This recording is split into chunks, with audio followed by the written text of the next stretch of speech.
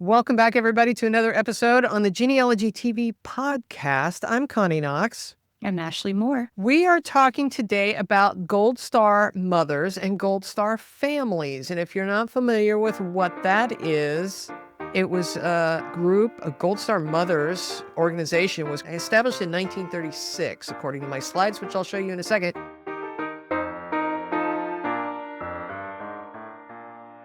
It was created after World War I to honor those fallen soldiers and the mothers and families who survived and, kind of as a support group. So Ashley has a little bit of a story she's going to tell a little bit later. I'm going to jump in. I actually created a little PowerPoint. Even though this is a podcast, we'll try and explain along the way so that for those who are listening, they will have an understanding. But I'm going to share my screen here and show you a little bit about what I learned about the Gold Star mothers. Now, it is now called Gold Star families, by the way. But originally, during World War I, if a family had someone who was serving, they put a flag in the window with a blue star. And if for some reason that soldier died during the war, they changed the flag to one with a gold star. I guess,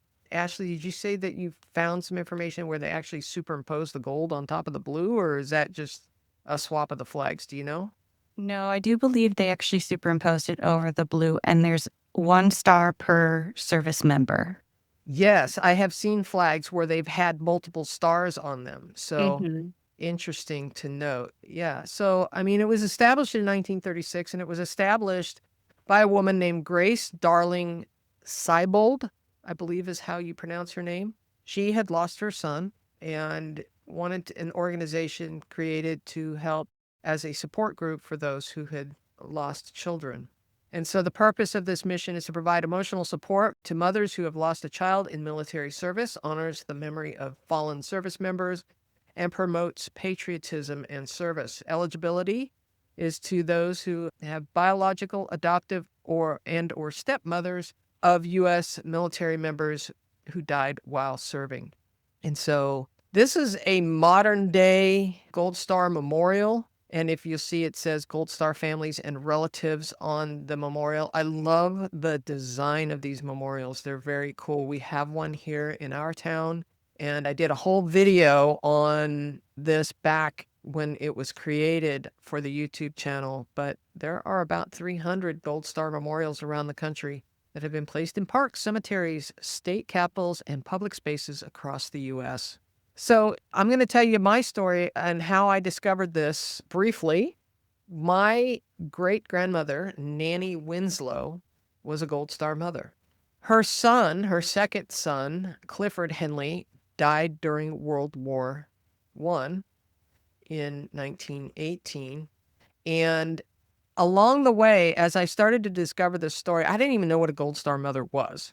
And then I met a cousin who started sharing some of this information with me, and she has a lot of the original records that were handed down through the family. And this happens to be the passenger list as the company that he belonged to was sailing to France during World War I.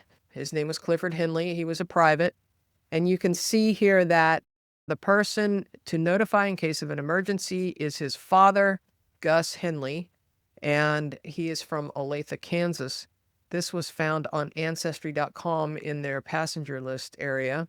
The cousin that I mentioned shared with me the heartbreaking Western Union telegram that says, Mr. Henry G. Henley in Olathe, Kansas, we deeply regret to inform you that Private Clifford Henley, infantry, is officially reported as killed in action September 29th. And that's all it says. Can you imagine getting that? No, I hate it. That's just sad. It does say Harris, the adjunct general. But yeah, and there's a couple stamps on here. But this is the actual Western Union telegram that the family still has. And you can see at the bottom there is a Office of the Director of Compensation, a claim paid February 14th, 1924, in the amount of $117. I'm assuming, I don't know what that was for, because he's buried in a military cemetery in France, which I'll show you in a second. But just kind of blows my mind. Now, I took this, because the original is faded, I took this into Photoshop and darkened it slightly so that it was a little more legible. But they even have a typo here that they crossed out because he spelled something wrong, it looks like. And then he XXX'd it out and then retyped it. I mean, they didn't even bother to put another piece of paper in the typewriter. It's over. I That's a little imagine cold. they had to do so many of those too. Like, I know. oh, Anyway, so along the way, I forget who found who, but there was a journalist for the Johnson County Genealogical Society Journal. In 2017, she reached out to me and said, "Hey, I understand that you have a Gold Star mother." She was getting ready to write a story about Clifford because Clifford was from this county. And she wanted to write this story in the journal, another reason to join genealogical societies and or contribute to them, because his story is now preserved in this journal. This is the September 2017 journal, and it's got a lot of information in it, as well as I provided her with the Western Union Telegram, some photographs. She found some information that I wasn't even aware of. And so she taught me a lot. So this particular article that she wrote talks about how he died. My cousin also told me, this is kind of sad. They were, I guess, dug out. They were in fighting, bullets flying, and he was told to keep his head down. And he popped up over the top of the foxhole to take a look and got shot in the head. So I guess when you're told to keep your head down, you keep your head down. But he didn't, and sadly, he died. There is a great article that Joyce Mitchell wrote, and God bless her. She even sent me an email after this, and she goes, "You know what? I realized after she started examining some of these documents, I hadn't even had the documents that long to really study them myself." She said he was part of the Lost Battalion, and I didn't even know what the Lost Battalion was. I had to go look it up, which was a division that got trapped in France, and they kind of got surrounded, and so many of them lost their lives. One of the things I found yesterday when I was kind of preparing for this is over on the Library of Congress website, there is this huge map, high resolution map. And this particular image that you're looking at here, I have zoomed all the way in. Now, Clifford died. He was part of the 77th Division, Company K. And here you can see, and he died on September 29th. Here you can see where they were, 77th Division. You can see the 77 there, September 29th. Below that's September 28th, and above that is September 30th. So somewhere along this line, Clifford was and died. Kind of wild, isn't it? yeah. And this is during trench warfare, correct? So, Right. okay.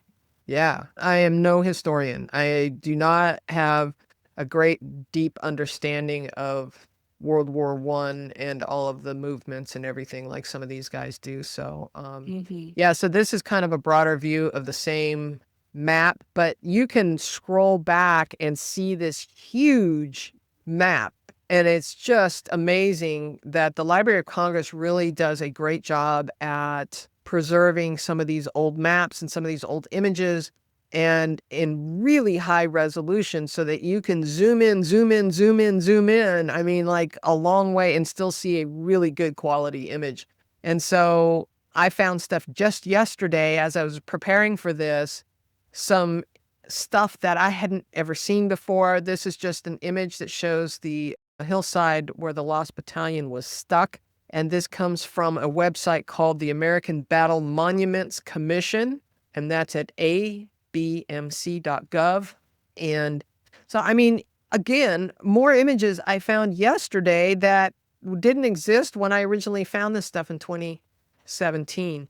This is a monument. He was part of this. As you can see here, it says Company K, the 307th Infantry. This was the division. He was part of the 77th Division, and it shows the hillside that they were on. And I put the website down below if anybody is interested in really going and chasing that. But it was at the abcmc.gov website. And all you have to do is search the Lost Battalion if your families are part of that. I also found on YouTube, God bless YouTube, the Moose Argonne American Cemetery video. This is just a screenshot from this aerial view of this cemetery where Clifford is buried. It's beautiful. So to get back to the Gold Star mother story, and also, there was some newspaper articles that were written about him in the paper, which this is the only known photograph that I have of him from this paper. But the Gold Star mothers, the President of the United States decided to create this pilgrimage where he was inviting Gold Star mothers whose sons had fallen during the war, to go to France. And this was a big group of people who got together. So this is the invitation. It says the government of the United States extends an invitation to Mrs. Nannie Henley to make a pilgrimage to the cemetery in Europe where the remains of her son are now interred, leaving New York on the steamship President Roosevelt on August 17th, 1932. So the steamship President Roosevelt takes her across in August, and these cards that I'm showing now actually are in the family's possession. So these are not something you can find online that I know of, but they gave her this hotel card, right? And this is where she would be staying, and they gave her a French version of it, I guess, to present to the hotel when she arrived. And so it's written both in English and in French. These are actually two different cards. And I went yesterday and went looking for the hotel, and I found an image, which was kind of fun. I was like, wow, that is a cool image of a hotel. I don't know if it's still there or not, but I'm guessing it probably is. So then she travels to the cemetery, and on Ancestry, there are some information here. This is what I found, the casualty list, and it even says Plot G, row 32, grave number 14. This is an image of her standing in front of his gravesite. And, when I first discovered this, I was like, holy cow, now it's starting to become real. You see the image of her. It's got the American flag in front of it. It's got his name. It says Private First Class, 308th Infantry, 77th Division. It says Washington, which I actually got on AI and asked, why does this say Washington? He was from Kansas. And I believe the answer that I came up with was that he spent a good amount of time in the state of Washington during boot camp. So that was technically his last residence, I think, is the reason why it says that. And it says he died September 29th, 1918. If we look closer at some of the information, I started noticing in the photograph that she was wearing these badges. One is a ribbon that says H1, which I believe, after doing some research, is the group that she was in. Probably because there's a whole mess of people that were going on this trip. The bus is leaving for H1. Yeah. So she was part of that group. The H, I don't know, her last name was Henley, so it might have been that it was for her last name as well. I don't know, but the AI pretty much was telling me that they thought it was the group that she was in, the travel group that she was in.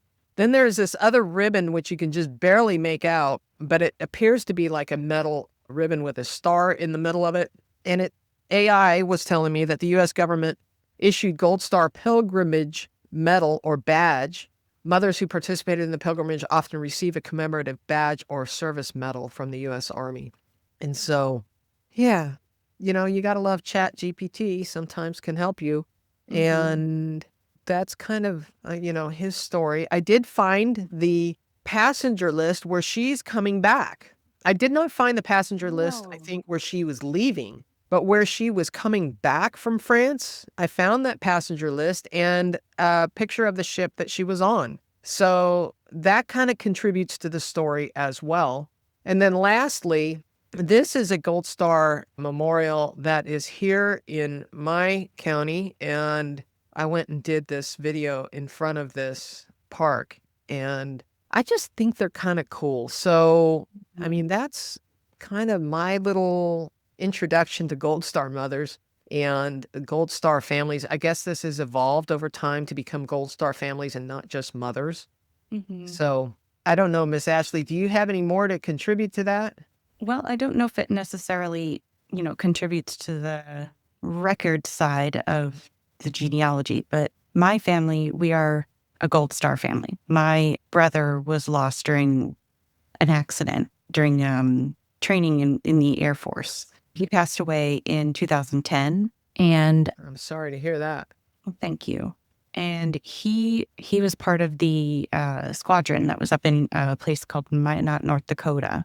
We have noticed that as part of that experience, there was a lot of agencies or a lot of places that were trying to reach out, trying to support our family through that time of grief. So much like those mothers who were probably being supported, especially when it goes all the way up to the president, that's pretty huge. But our family in particular, we were contacted by one of the more modern companies, I would say, called TAPS. And so just understanding that based on the time frame that the person passed or your service member may have passed, there could be different agencies that can have records. There are lots of different ways that you could potentially reach out and get some more information, even if it's just to understand the story, not necessarily a written record of the incident of what happened with your, service member.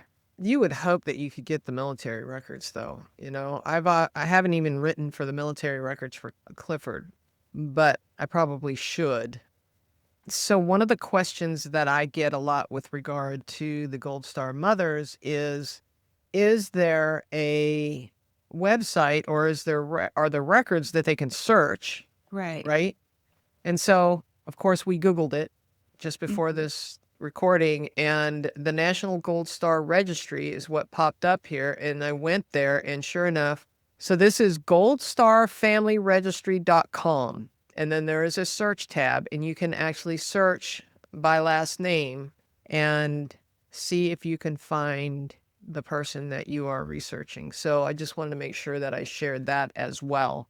But I don't even know what to say. I mean, I'm lost for words. These people sacrificed their life for us, and we are forever grateful. And these memorials, if you get a chance to visit them, try and do so. I don't know that these memorials actually have any names written on them like you would in Washington, D.C. when you go to like the World War II memorial or whatever, but they're there to honor our fallen soldiers. So, yeah. And I really think it's beautiful that efforts are made, not only just here in the U.S., but across the world, right? Because, there are, for instance, those folks like you had, someone lost during World War I in a completely different part of the world from where his family was. And the fact that, they took the time, the local people took the time to honor and preserve that information is beautiful to me. I think it's one of the silver linings out of something very tragic. yeah. So you can also search if you're getting ready to travel to certain areas or you just want to search. There's like 300, I guess, memorials around. You can search for the Gold Star family memorials and see you can find a list of where they are in areas that you may be traveling. So, Yeah. And if you see a flag, now you know. right? Yeah. Now you know what that meant or, what it does mean if, we still have people serving. It's a really great indication of the families that are supporting everyone who's out doing that and sacrificing for our country and our freedoms. So if you have any Gold Star families, put them in the comments. We'd like to read about them. So with that, make sure that if you're finding any helpful hints on these podcasts, give us a thumbs up and make sure you subscribe to the channel so you can find more. I guess we'll see you in the next episode. Thanks, Great. Miss Ashley. Thank you.